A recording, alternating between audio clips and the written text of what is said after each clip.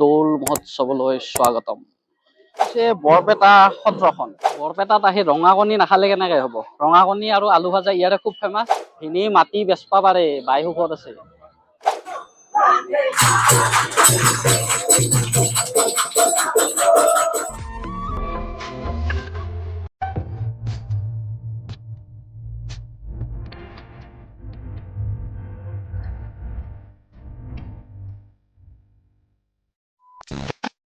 বোলো কেনেকে খবৰ চবৰ? ভালে আছে নে? আজি মই এটা ধুনীয়া ঠাইত আহিছো আৰু আপোনালোকে মোৰ পিছফালে দেখি গম পাইছে ক'ত আহিছো। তো মই এতিয়াই নকওঁ ক'ত আহিছো, আপোনালোকক দেখুৱাম, তাৰপিছত আপোনালোকে নিজে গম পাব, নকলেও হ'ব। আৰু কীৰ্তন ঘৰটোত সোমালেই মানে চাৰিওফালে সোমাব পাৰি, চাৰিওফালে এনেকে ৰাস্তা আছে। আৰু সোমোৱাৰ আগতে মেইন কীৰ্তন ঘৰটো পোৱাৰ আগতে এনেকে গেট আছে। গেট মানে একচুৱেলি এইটো এটা নামঘৰৰ নিচিনা, এইটো হাতী বুলি কোৱা হয়। তো এনেকে চাৰিওফালে এনেকে ঘৰ আছে, এইটো হাতী বুলি কোৱা হয়। এইটো একচুৱেলি নামঘৰ এটা। ইফালেও আছে, ইফালেও আছে, আৰু এনেকে কেইখন আছে মই নাজানো এতিয়া, পিছত মই কৈ আছো এইটো। তো এনেকে পাব। তাৰপিছত আৰু ইয়াত সোমাই আহিয়ে আপুনি এনেকে দেখা পাব।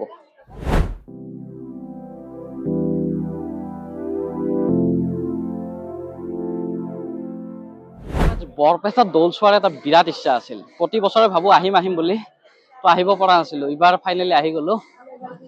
মাই গড, ইমান মানুহ দেখা পাইছো, কি কম গাইছ। চাওকহে, এয়া গেট দেখিছেনে? আৰু ভিতৰত বহুত মানুহ আছে। তো এতিয়া ৰাতিপুৱাৰ সময় না, বেছি এটা ইমান মানুহ হোৱা নাই, কিন্তু মানুহ আহি আছে ক্ৰমান্বয়ে। তো গাইছ মই ভিতৰলৈ গৈ দেখুৱাই আছো ৰ'ব।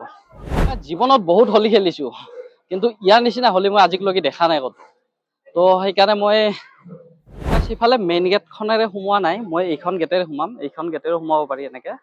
আৰু জোতা চেণ্ডেল বিলাক ইয়াতে থব লাগিব। এতিয়া থব পাৰি, যিহেতু বেছি মানুহ ভিৰ এটা হোৱা নাই, তো মই ইয়াতে থৈ আছো। আৰু ইয়াতে ধুনীয়া ধুনীয়া দোকান বিলাক আছে গাইছ, আৰু নাম বিলাক ধুনীয়া ধুনীয়া নাম। তো মই দেখুৱাই আছো ৰ'ব এইটো পিছত। প্ৰৱেশ নিষেধ বুলি লিখাই আছে ইয়াতে, আৰু একচুৱেলি নিনিয়েও কোনেও। এইখন গেটখন চাওক গাইছ। তো মই এতিয়া গৈ আছো ভিতৰলৈ। দৌল উৎসৱত মহাপ্ৰভু দৌল গোবিন্দক পূজা কৰা হয়। আৰু ইয়াতে আছে শ্ৰীকৃষ্ণৰ মূৰ্তিটো। ইয়াতে চবে মানে মূৰ্তিটোক আজি আবিৰ দি আছে। পুৰুষ মহিলা সকলোৱে ইয়াতে লাইন ধৰি ধৰি এনেকে দি আছে। আৰু এইফালে নাম কীৰ্তন হৈ আছে।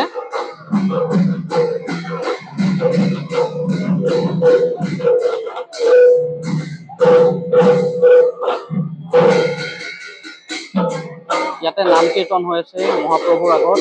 আৰু ইয়াতে শ্ৰীকৃষ্ণৰ ইয়াতে আবিৰ দি আছে। মহিলাসকলে, পুৰুষ মহিলাসকলে লাইন ধৰি ধৰি ইয়াতে আবিৰ দি আছে এনেকে। বহুত দীঘলীয়া লাইন আছে এনেকে। মানে যিহেতু লাইন ধৰি ধৰি এইটো চোৱাটো সম্ভৱ নহয়, তো গাইছ মই এনেই ওচৰৰ পৰা এনেকে চালো এবাৰ।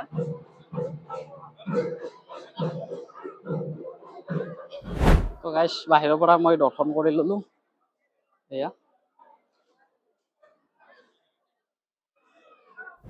বৰপেটা সত্ৰৰ মেইন কীৰ্তন ঘৰটো এইটোৱে। মই ওচৰৰ পৰা দেখুৱাই আছো ৰ'ব। এয়াই হৈছে বৰপেটা সত্ৰৰ মেইন গেটখন। আৰু এইটো হৈছে মেইন কীৰ্তন ঘৰটো। আৰু ইফালে নাম কীৰ্তন হৈ আছে। আৰু মই এবাৰ গোটেই কীৰ্তন ঘৰটো চাৰিওফালৰ পৰা এবাৰ দেখুৱাই আছো। তো গাইছ এয়া হৈছে বৰপেটা সত্ৰ, এয়া হৈছে কীৰ্তন ঘৰটো। দেখিছে না গাইছ কিমান ধুনীয়া।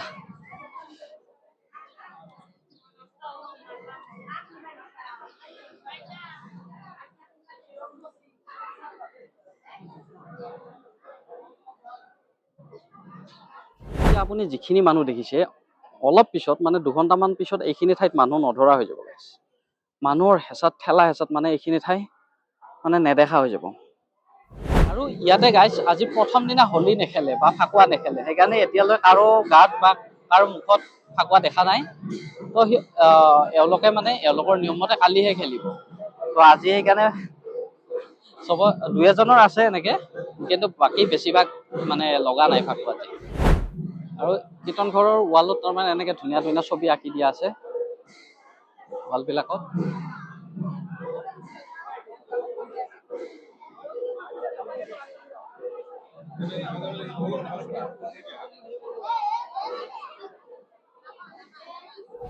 বৰপেটা সত্ৰৰ কীৰ্তন ঘৰটো যিবিলাক এইবিলাক বেৰত ছবিবিলাক আছে, আৰু মই মানে এতিয়া লাৰি চাইহে গম পাইছোঁ এইবিলাক একচুৱেলি কাঠৰ, এইবিলাক কাঠত মানে কাটি কাটি কাটি কাটি এনেকৈ ডিজাইন বনাইছে। এইবিলাক গোটেই কাঠৰ, এইবিলাকো কাঠৰ, আৰু মানে প্ৰতিটো বেলেগ বেলেগ ছবি, আৰু ছবিবিলাক ইমান নিখুঁতকৈ বনাইছে কাঠত কাটি কাটি।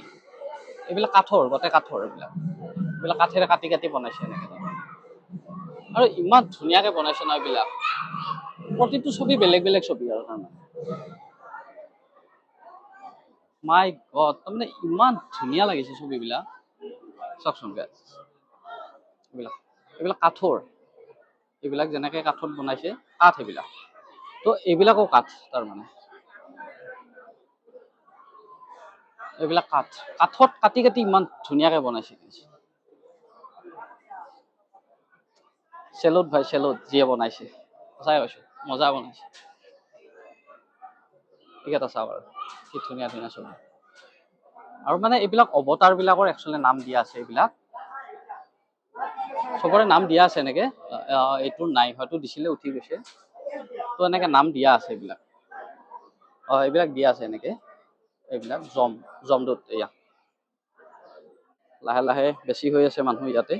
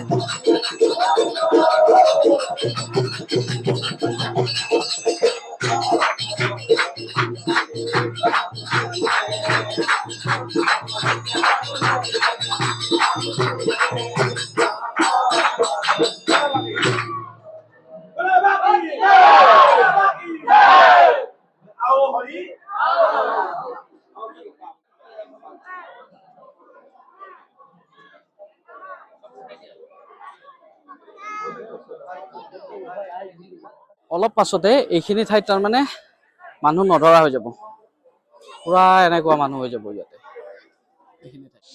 মহাপুৰুষ শ্ৰী শ্ৰী মাধৱদেৱৰ এইটো বাসস্থান বুলি কোৱা হয়। ইয়াত লিখাই আছে মহাপুৰুষ শ্ৰী শ্ৰী মাধৱদেৱৰ বাসস্থান। এইটো এতিয়া দিনত বেছি লাইট চাইট নাই না, ৰাতি এইবিলাকত পুৰা লাইট চাইট জ্বলিব, ৰাতি মজা লাগিব ইয়াতে। চাৰিওফালে লাইট চাইট দিয়া আছে নাই, গছবিলাকত এইবিলাক এনেকে ধুনীয়া ধুনীয়া লাইট দিয়া আছে, এইবিলাক ৰাতি মজা লাগিব। ইয়াৰে গেটখনে কি প্ৰকাণ্ড হে গাইজ, চাওকচোন।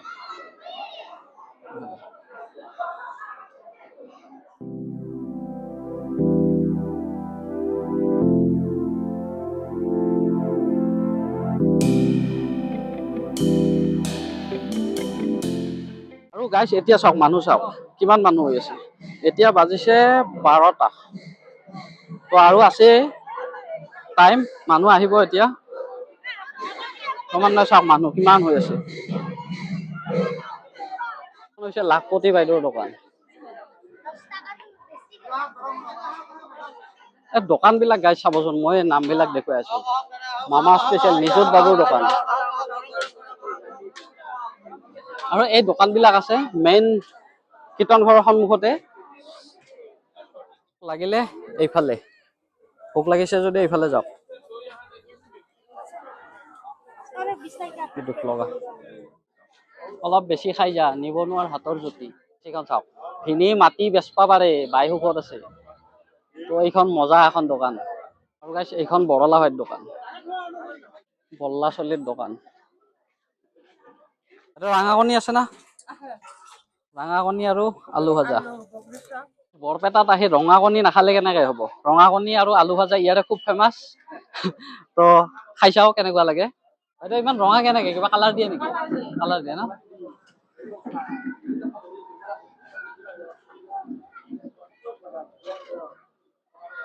সঁচাকে টেষ্ট হয় কিন্তু। আলু ভাজা। এই আছিল বৰপেটাৰ দৌল উৎসৱ। তো ভিডিঅ'টো কেনেকুৱা লাগিল জনাব, লাইক কমেণ্ট কৰিব আৰু লগ পাম এটা নেক্সট ধুনীয়া ভিডিঅ'ত। তো আজিলৈ বাই বাই।